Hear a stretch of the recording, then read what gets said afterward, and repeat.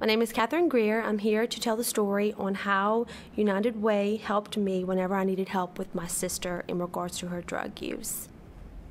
My sister is about 13 months older than I am, and we were very close growing up. She had a great job, a really good life, until someone introduced her to prescription medication.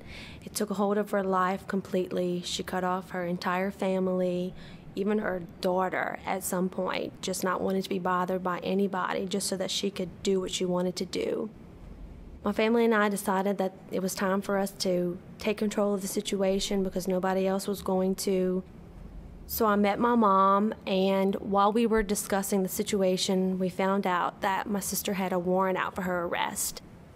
We went to her house, picked her up with narcotics detectives, and brought her to their office and sat with her for hours on end and just begged her to do the right thing. It was either go to jail or go to rehab and get the help that she needed. She thought that she didn't have a problem, so she decided that she was going to go to jail and prove to everybody that she didn't have a problem, and she was going to get out and she was never going to speak to us again. After being there for about a week, she was desperate to do whatever it took to get better, just to get out of jail. She said it was the most miserable thing she's ever been through in her life. She hated it. She was sick because she wasn't able to take the drugs, so she was detoxing very uncomfortably in jail.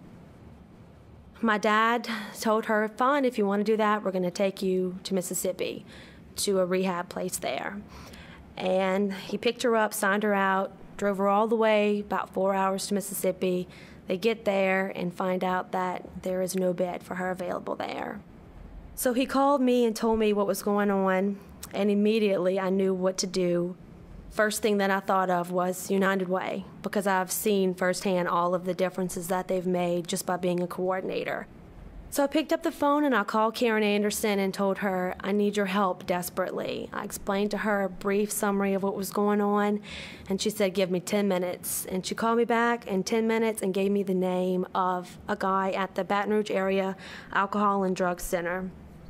So I immediately called him, asked him, what we needed to do to get her there. He told me, he said, you can come right now. I called my dad, told him what was going on. He said, okay. I left work, met them to go pick up the things that she needed, and brought them there to get her enrolled over there. Immediately from entering the door, the experience was positive. They were very nice. They explained to us everything. There were just no questions whatsoever that we had. They involved my family in the counseling sessions that they had. They made us very aware of their opinion as to what was going on and what they thought needed to happen. And it was just a huge eye-opener for her because she thought that she was always in control of the situation.